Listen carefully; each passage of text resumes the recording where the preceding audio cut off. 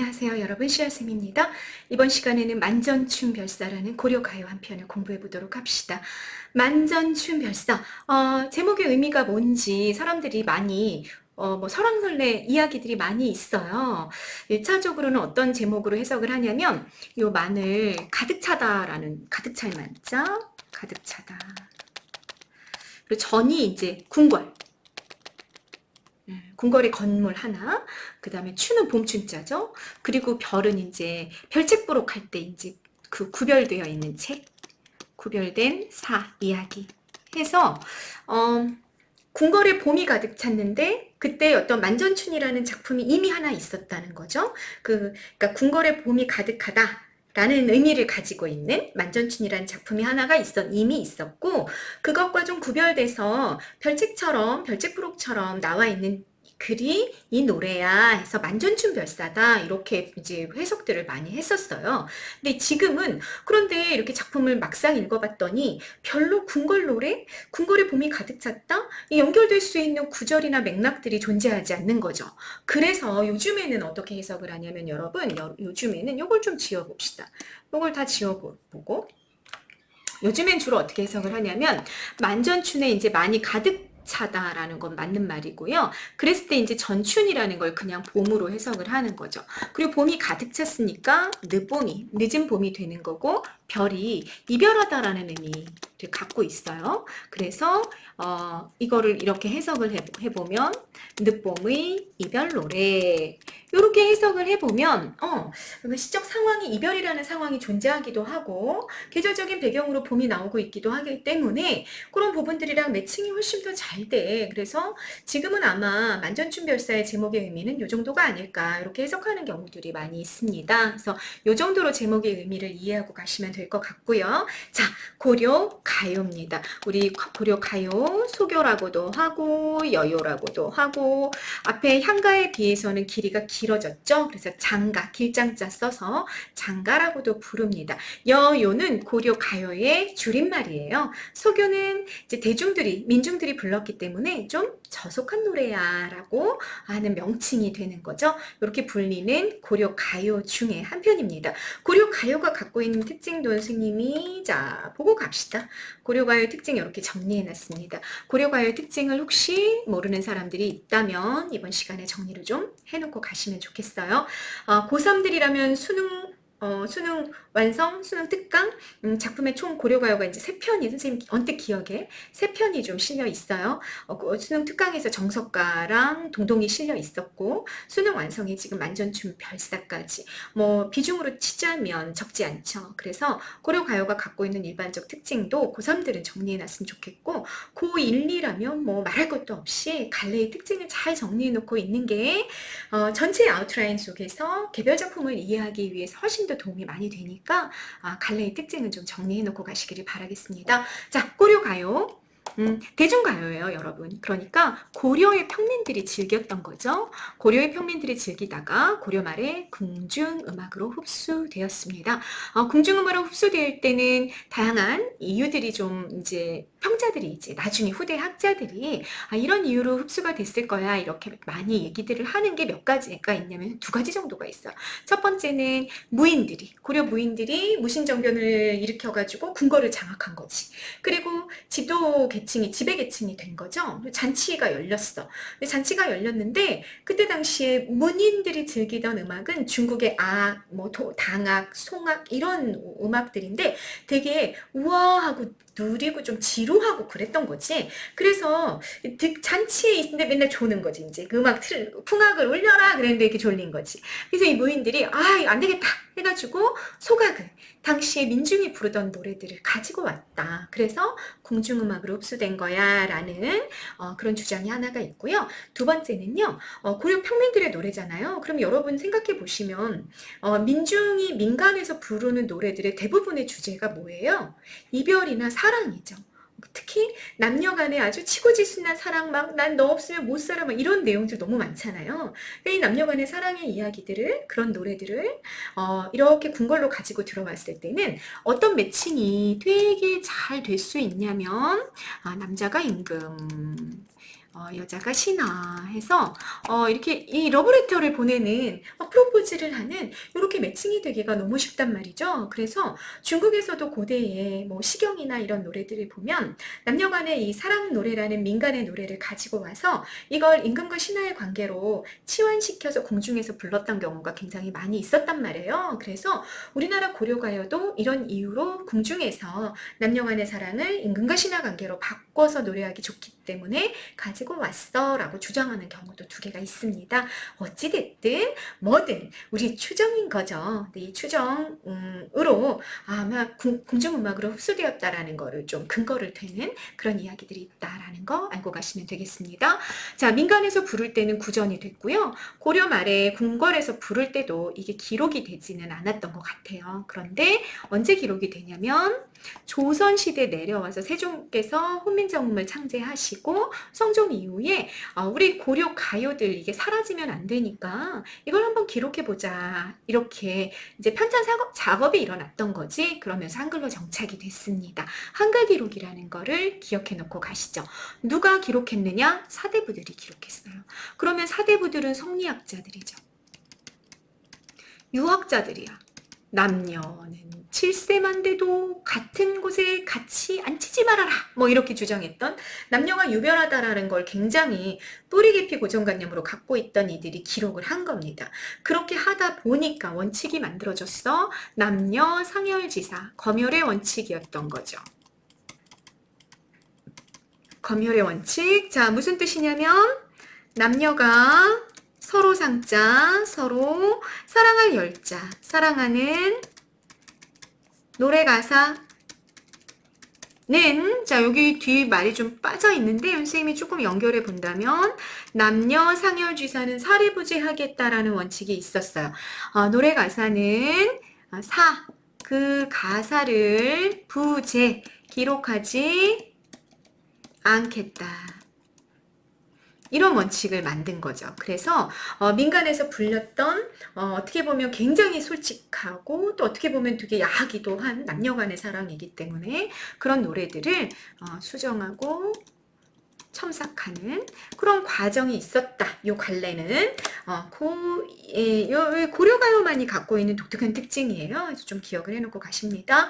형식적으로는요. 3음보가 많았고요. 음수율은 3, 3이죠. 그러니까 한 줄이 이렇게 3마디로 끊어지고 글자 개수가 3개, 3개, 2개가 되는 경우들이 많이 있었다는 얘기입니다. 그리고 우리나라 시가상 이제 민요의 후렴구가 있었는데 그 후렴구가 그대로 반영이 돼서 후렴구가 나타나면서 분절, 절이 끊어졌다라는 뜻이잖아. 그러니까 1절, 2절, 3절 이렇게 나눠지는 거. 후렴구를 경계로 해가지고 절이 끊어지는 그런 게 나타났던 게 고려가요입니다. 이 절을 다른 말로 하면 분연되었다라고 말할 수도 있겠어요. 그죠? 1년, 2년, 3년으로 구분이 가능해지게 됐다. 또는 분장이라고 말해도 무방합니다. 1장, 2장, 3장으로 후렴구를 경계로 동해물가 우리 애국가 생각하면 되죠? 애국가가 총 4절까지 있잖아요. 중간에 후렴구가 있고 후렴구가 끝나면 2절로 넘어가고 그렇게 노래가 구성이 되는 거죠. 이런 노래의 구성을 처음으로 보여주기 시작한 갈래가 뭐다? 고려가요다라는 것까지 여러분 고려가요의 일반적인 특징이니까 조금 기억해 놓고 가시면 좋겠습니다. 그것에 속하는 작품 만전춤 별사입니다. 향락적이고 퇴폐적이에요. 여러분 내용 읽어보면 아시겠지만 이게 어떻게 지금까지 남았을까? 이게 어떻게 이 성리학자들이 당장 잘라 뭐 이랬을 것 같은 가사인데 이 노래가 남아있구나 라고 생각이 될 정도로 되게 퇴폐적이기도 하고 향락적이기도 하고 이런 모습을 보여줍니다. 그런데 이제 학자들이 또 주장하는 거지 이렇게 그냥 없애버리기에는 너무 그 문학성이 또 돋보이는 거지. 문학성이 여기서 돋보인다는 얘기는 되게 고도의 상징적이고 비유적인 뭐 이런 표현들이 대단히 많이 나왔다는 얘기야. 그래서 그런 걸 통해서 이 문학성이 높게 평가를 받는 바람에 이 노래가 아직도 남아있어 이렇게 주장하는 경우들이 많이 있어요. 아무튼 그렇게 해서 남았습니다. 향락적이고 퇴폐적인 가사고요. 이따 확인하실 거예요. 주제는 6년을 주제로 봅니다. 그래서 변치 않는 사랑에 대한 소망을 노래하는 거예요. 것으로 제일 마지막 년이에요. 마지막 년이 가장 중요하다는 건 알고 계시죠? 주제입니다. 특징, 5연으로 이루어진 분절체에 결사가 추가가 됐다. 이 결사가 이제 6년이 되는 거예요. 그래서 1년부터 5년까지의 내용을 완전히 압축하는 마무리 연이 있다. 라는 거. 또 남녀 간의 사랑을 대단히 다양한 표현법들을 구사해서 표현해 놓고 있고요. 2연과 5연 시조의 형태에 접근하는 모습을 보여주기 때문에 시조관리의 기원을 찾는 자료로도 주목을 받습니다. 시조의 형태에 접근한다 그러면 여러분 어떤 생각이 머릿속에 뚝 떠올라야 돼? 시조 형태 3장 6구 45자 내외 그리고 4음보율 3, 4, 5분 4, 4조의 음수율이 좀 떠올라야 되잖아요. 그럼 2연 한번 확인해 볼까요? 선생님이랑 경경 고침상에 어느 잠이 오리요. 서창을 여러하니 도화가 파라도다. 도화는 시름없어 소춘풍하도다 소춘풍하도다. 요렇게 끊어지면서 이거 시조 형식이랑 좀 유사한 것 같아. 요런 얘기들을 하게 된다라는 얘기입니다. 됐죠? 이해되셨죠? 그래서 시조 형태에 접근하는 갈래로 작품으로 평가를 받다 라는 것까지 특징으로 정리를 한번 해봤습니다. 자, 본문 바로 이제 들어가 보겠습니다. 얼음 위에 댄잎은 돗자리를 이부자리로 보아서 님과 나와 얼어 죽을 망정. 얼음 위에 댄잎자리 보아 님과 나와 얼어 죽을 망정. 시행 반복 나왔다. 정든 오늘 밤이 더디 새오시라 소망입니다. 자, 뭐라고 얘기하는 거야, 여러분? 얼음. 차가운 얼음 위에다가 돗자리를 하나 딱 깐 거지. 솜이불 이런 거 깐 게 아니라 돗자리 하나를 딱 깔고 님이랑 나랑 이렇게 끌어안고 이렇게 누워 있는 거야. 그럼 얼어 죽을 것 같죠? 너무 춥겠지. 그런데 괜찮다는 거야. 너무너무 님과 내가 정이 깊은 오늘 밤이기 때문에 밤이여 가지 말아라. 제발 밤이여 가지 말아라. 이러고 있는 거야. 난 님이랑 끌어안고 있으니까 난 얼어 죽어도 좋아. 뭐 이러고 있는 거지. 내용 이해되셨죠? 상황이 가정이 됐는데 얼어 죽을 망정 그랬으니까 가정이라고 보는 거죠. 얼어 죽을 정도로 추웠고 차갑고 비좁은 아주 극한의 상황이 그려지는 겁니다. 그리고 그것보다 더 강한 사랑의 정열을 드러내게 되는 거죠. 요렇게. 그러니까 왜 이렇게 차갑고 비좁은 극한의 상황을 설정했니? 라고 물어보면 이 상황을 이겨내는 사랑의 정열을 드러내고 싶어서예요 라고 여러분들이 답하시면 되겠다라는 얘기입니다. 그래서 여기 사용된 표현 기법이 뭐가 되냐면 역설이 되는 거야. 불가능한 상황 설정. 여러분 얼음 위에 댄잎을 보고 자 이부자리에서 님과 내가 얼어 죽을지언정 밤이 더디 갔으면 좋겠다라는 건 사실은 이렇게 바랄 사람이 가능하지 않다라는 거죠. 그래서 이 부분을 우리가 불가능한 상황 설정이라고 놓는다라는 얘기입니다. 이해되셨죠? 여러분, 뭐가 불가능하다고? 이런 상황 속에서 난 이것도 괜찮아, 좋아, 뭐 얼어 죽어도 좋아 이럴 사람이 없을 거다 그 얘기야.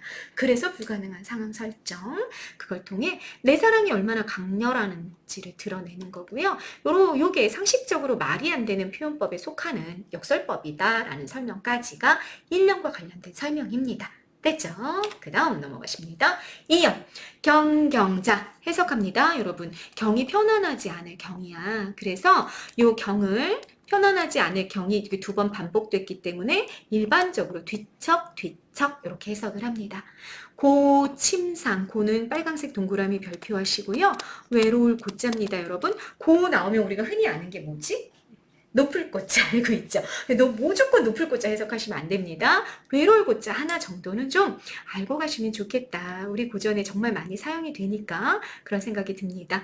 외로운 침상 위에 어느 잠이 오리요. 잠이 온다 안 온다?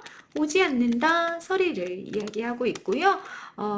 잠깐만 내가 잘못 썼다. 네, 서리법 사용된 거 확인하셨습니다. 한자성어는 전전반칙이죠. 이리 뒤척 저리 뒤척 잠을 이루지 못할 때 쓰는 한자성어죠. 그리고 요것과 동일한 한자성어가 요 편안하지 않을 경을 그대로 가지고 와서 요게 잘매란 말이야. 잠들매. 그래서 뒤척뒤척 잠을 이루지 못한다. 경경불매 전전반칙이 동일한 한자성어다라는 거 알고 가시면 되겠습니다. 1년과 관련시켜서 이걸 보자는 얘기예요. 그러면 화자가 왜 이렇게 잠을 못 이루고 불면증에 시달리고 있니? 라고 물어봤을 때는 님에 대한 아주 얼어 죽어도 좋을 정도의 정열을 가지고 있었는데 이 사람이 외로운 침상 위에 있잖아. 혼자 되어 있잖아. 그러니 잠을 이루지 못하고 님을 그리워하고 있는가 보구나. 이런 해석이 가능해진다라는 얘기인 거죠. 서창을 열어하니 서쪽으로 난 창문을 열었더니 도화가 발하도다. 도화는 복숭아꽃이죠. 복숭아꽃이 발하도다. 피어 있구나. 도화는 복숭아꽃은 시름이 없어 소춘풍하도다. 소춘풍하도다. 봄바람에 웃는구나. 봄바람에 웃는구나. 이렇게 해석이 됐습니다. 자, 도화가 봄바람에 웃는데 그러면 자연물을 인격화한 의인법에 쓰였다 확인이 되시고요. 도화의 시적 기능 중요합니다. 별표 체크하시고요. 화자의 상황과 대비되죠. 왜? 화자는 어때? 고침상에 편안하지 못한 잠을 이루지 못하는 그런 상황에 있는데 도화는 봄바람만 살랑 불어도 막 웃어. 그러니 얼마나 대비가 되는 거야. 그래서 이 대비를 통해서 화자의 정서를 부각하는 객관적 상관물이 뭐가 됐다? 도화가 됐다라는 거 여러분 중요하겠죠? 확인해 놓고 가십니다. 유사한 시조 여러분. 구렁에 나 있는 풀이 봄비에 절로 길어 아는 사람이 없으니 그가 아니 좋을 소냐. 앓을 일이 없으니 뭐 이렇게 아픈 일, 뭐 슬픈 일 이런 게 없단 말이야. 그래서 너무 좋아. 풀은. 우리는 너희만 못하여 시름겨우 하노라. 우리는 어때? 시름에 가득 차 있어.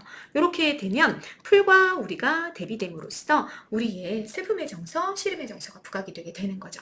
동일한 것이 쓰였다. 도화랑 비슷하다라는 거.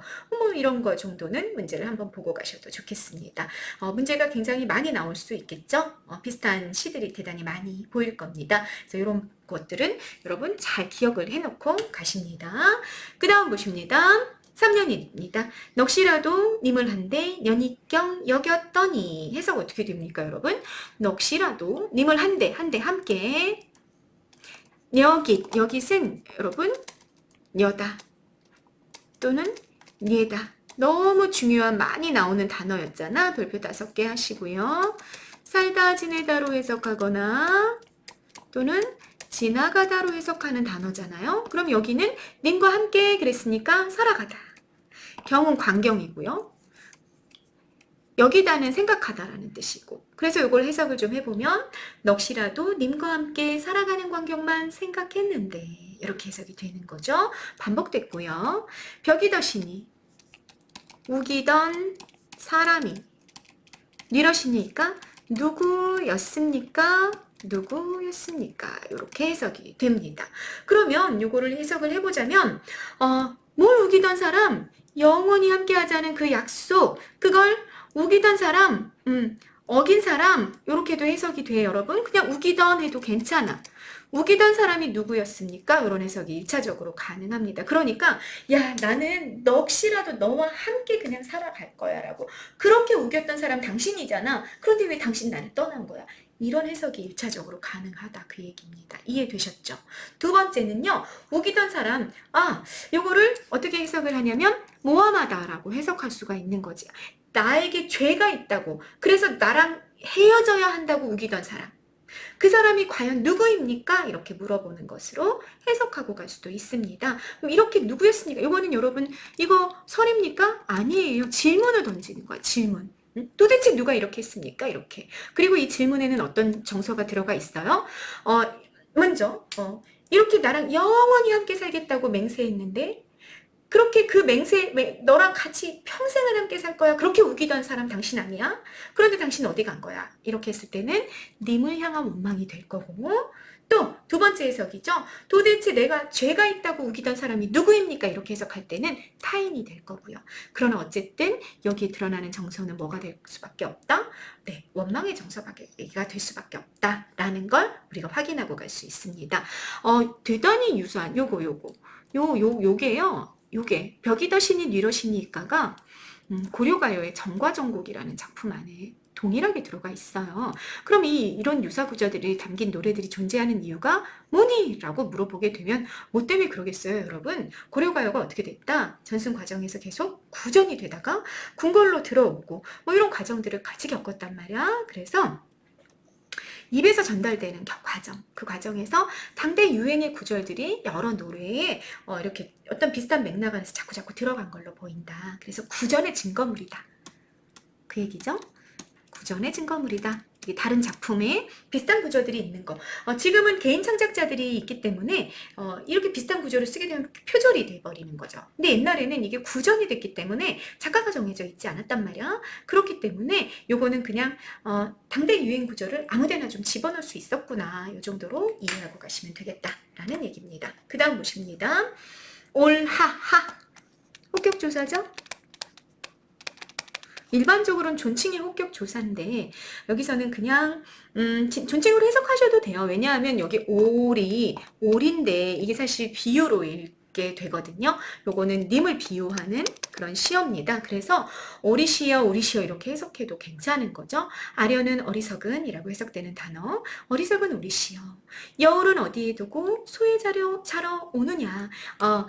오리가 노는 물가가 여울도 있고 소도 있고 종류가 다른 물가가 두 개가 있는 거죠. 여울은 어디에 두고 소는 연못에 자러 오느냐. 누가 누구에게 하는 말인 것 같냐면 화자가 님에게 묻는 오리라고 비유되어 있는 님에게 묻는 원망의 말로 들립니다. 여울은 도대체 어디에 두고 소에 자러 갔니? 이렇게 물어보는 걸로 보이는 거죠. 그랬더니 이렇게 답하는 거야. 소 곧 얼면, 연못이 얼면 여울도 좋으니 여울도 좋으니. 네. 연못이 얼어버리면 난 여울에 가서 놀 거야. 이렇게 해석이 되는 거죠.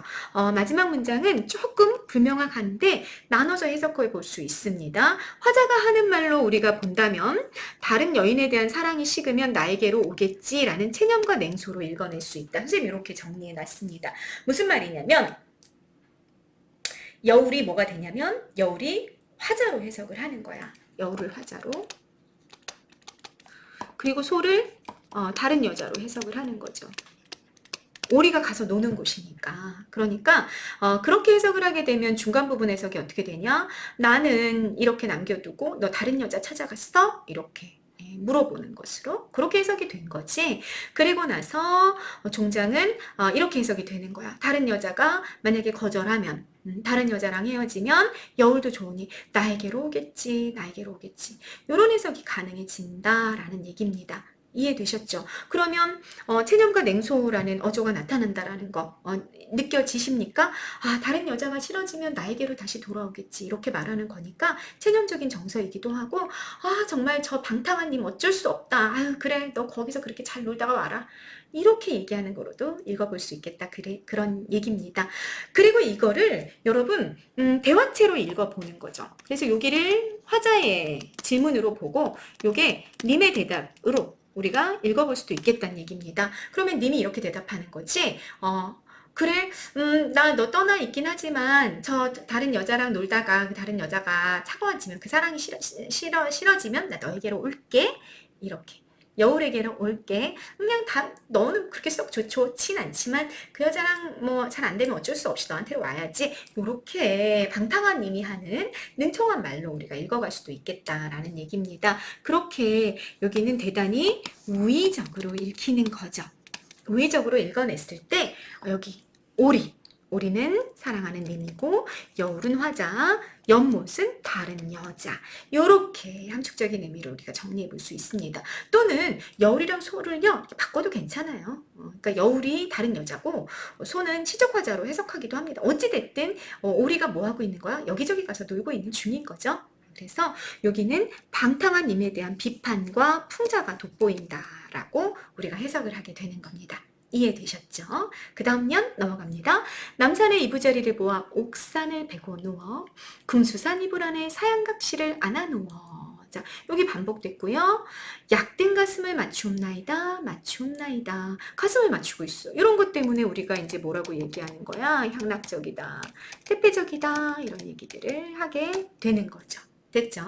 임과 함께 거처할 따뜻한 보금자리를 대단히 상징적으로 보여주고 있는데 남산은 따뜻한 온돌, 옥사는 옥베개, 금수사는 비단 이불 이렇게 우리가 읽고 이부자리 속에서 따뜻하게 님과 함께 끌어안고 있는 모습 이런 것으로 해석이 되는 겁니다. 됐죠?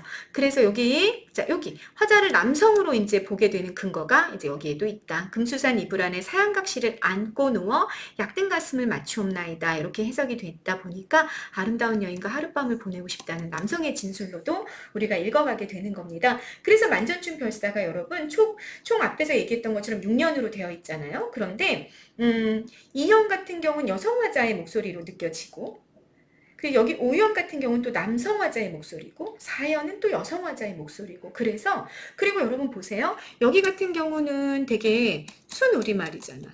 순우리말인데 여기도 순우리말이고 그런데 앞으로 가보면 여기 같은 경우는 한자어들이 많이 보이고 있죠. 여기도 한자어들이 많이 보이고 있고 이렇게 좀 한자어들이 보이는 부분들이랑 여기는 또 순우리말이고 이렇게 좀 달라요. 연길이 조금 구별이 되는 거지. 그래서 여기도 한자어들 많이 보이고 있잖아요. 그래서 이 노래가 이 한 두 개 이상의 노래가 만전진 별사에 좀 섞였어. 이렇게 해석하고 가기도 합니다. 이렇게 노래가 섞일 수 있는 이유는 뭐라고? 앞에서 이미 설명드렸죠. 구전이 됐기 때문에 입에서 입으로 전달되는 과정에서 여기 이 노래가 저 노래랑 섞이고 뭐 이런 과정들을 많이 겪을 수 있었다라는 걸 다른 고려 가요 작품들에서도 사실은 확인할 수 있거든요. 그래서 만전춘 별사도 그런 노래로 보인다라고 해석하게 되는 겁니다. 됐죠? 그리고 아주 짤막하게 6년이라고 봐야 할지 그냥 결사라고 봐야 할지 애매해서 뭐 어떤 대부분의 사람들은 이렇게 그냥 결사다 이렇게 하기도 하고 이런 부분이 이제 마지막 문장입니다. 아소 님하 아소 감탄사죠. 님하 호격조사입니다. 님이시여 원대 평생에 이 세상 영원히 여위일 줄 모르옵세 이별하지 맙시다. 자, 원대평생 이 세상 영원히 가장법이죠. 영원한 사랑을 기원하면서 끝났습니다. 그리고 아소니마 이거는 여러분 19체 양가의 낙구에 있는 감탄사와 상당히 유사한 모습을 보여주죠. 그리고 시조종장의 감탄사와도 비슷한 느낌을 주는 그런 종결 형태가 나타났다라는 것도 기억을 해놓고 가십니다. 여러분, 이 감탄사의 기능이 뭔지도 여러분 기능 다시 한번 정리할까요? 시상을 집약하고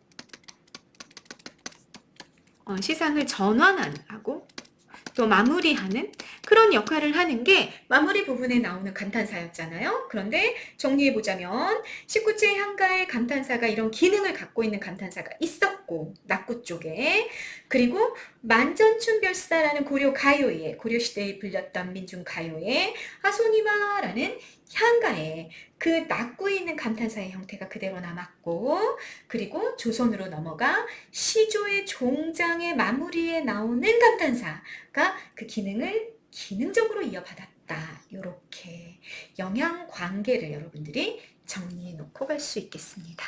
됐죠? 이렇게 해서 6개의 연을 모두 봤습니다.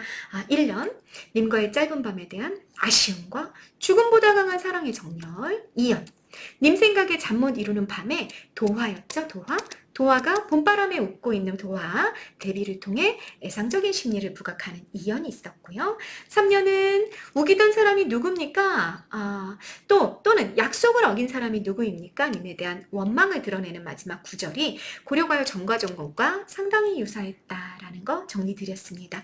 4연은 오리를 통해 방탕한 생활을 비판하고 풍자하는 내용이 있었고요.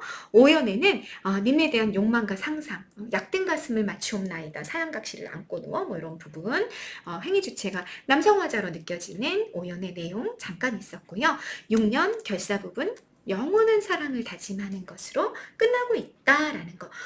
정말 각각의 연이 별개로 좀 작동하고 있구나라는 느낌을 여러분들도 받으실 수 있었을 겁니다. 화자의 처지 정리했고요. 시어의 상징성, 발상과 표현 다 정리해 놨는데 여러분들 한번 따로 떨어뜨려서 중요한 내용 정리하라고 쌤 한번 적어놨습니다. 만전춘의 문학사적인 의의, 남녀간의 사랑을 대담하고 솔직하게 누려있어요. 그래서 남녀 상열지사로 평가가 될 수밖에 없죠. 그런데 참신한 비유 그리고 상징을 사용하고 감각적이고 진솔한 표현을 썼어. 그래서 높은 문학적 가치를 가지게 된다. 문학사적인 의의로 볼 수 있겠습니다. 2연과 5연 시조랑 유사하다 라는 얘기 이미 드렸죠. 134연은 또 보면 우리말식 표기인데 2연과 5연은 또 한자어투가 많아. 그래서 두 개의 가요가 혼성된 것으로 보는 견해도 있다라는 말씀도 이미 드렸습니다. 네, 만전춘별사라는 어떻게 보면 고려가요 굉장히 문제작품이라고 볼 수 있겠죠. 그런 작품 이번 시간에 확인했습니다. 네, 오늘 영상 여기까지 찍겠습니다. 감사합니다.